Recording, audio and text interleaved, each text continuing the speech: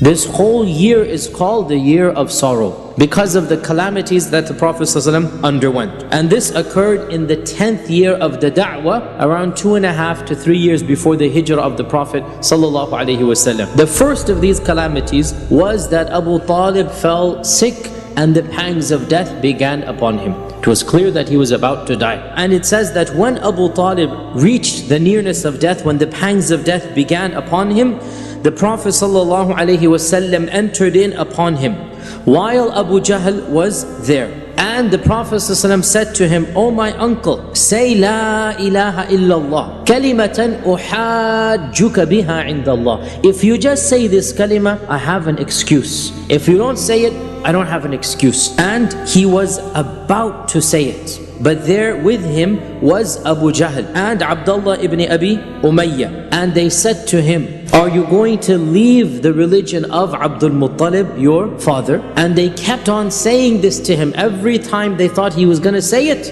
They said to him, "Ya Abu Talib, you're going to leave Abdul Muttalib's religion." And they kept on going back and forth until the last that he said, he is upon the religion of Abdul Muttalib. He never actually said La ilaha illallah. And so when the Prophet ﷺ saw this, he said, "I shall continue to ask Allah to forgive you, La astaghfiranna lak, until Allah stops me from doing so." And so Allah subhanahu wa ta'ala revealed in the Quran, "Ma kana lin-nabiyyi wal-ladhina amanu an yastaghfiru lil-mushrikeena walau an kanu uli qurba min ba'di ma tabayyana lahum annahum ashabul jahim." This is Surah At-Tawbah. That Allah says it is not appropriate, ma kana lin-nabi, or for the believers, that they ask Allah to forgive anyone who's going to hell, even if they're relatives. It's not right. And the Prophet ﷺ desisted from seeking his forgiveness. And Allah subhanahu wa ta'ala also revealed Surah Al-Qasas at this time. And in Surah Al-Qasas, Allah subhanahu wa ta'ala says, إِنَّكَ لَا تَهْدِي مَنْ أَحْبَبْتَ وَلَكِنَّ اللَّهَ يَهْدِي مَنْ يَشَاءُ. That you, Ya Rasulullah, will not be able to guide those whom you love.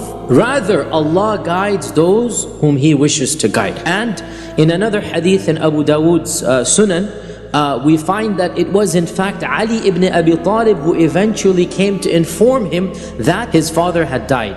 So from this we actually come together that the Prophet ﷺ visited Abu Talib on his deathbed, but he wasn't there when he died. So the Prophet ﷺ said to him, "Go and bury him." And Ali said, "But he died a mushrik," meaning how can I bury him? He's not a Muslim. And so the Prophet ﷺ said, "Go and bury him. And come back as soon as you have finished burying him, don't do anything on the way." Ali went and buried him, and then he came back and the dust was still on his body. And the Prophet ﷺ made a long dua for him. And Ali said that I would not give up all of those du'as for this world and all that is in it.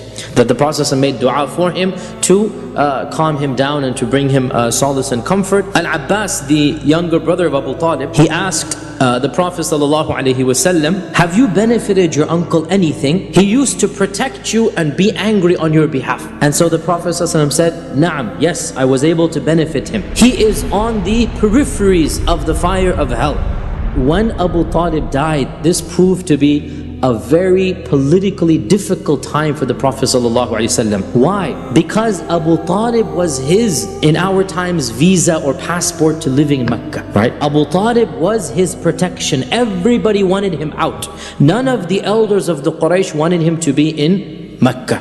And so with the death of Abu Talib, he was in a very precarious situation. And Ibn Ishaq says that after the death of Abu Talib, the Quraysh could increase their irritation and their persecution of the Prophet ﷺ like never before. And another tabi'i says that with the death of Abu Talib, the Quraysh could finally come out what they were forced to hide in the time of Abu Talib. Moving on, the death of Abu Talib was followed by another loss that was no less insignificant and in many ways even more painful than the first one, and that was the death of Khadeejah radiallahu ta'ala anha. And Ibn al-Jawzi says this death occurred within 40 days of the death of Abu Talib.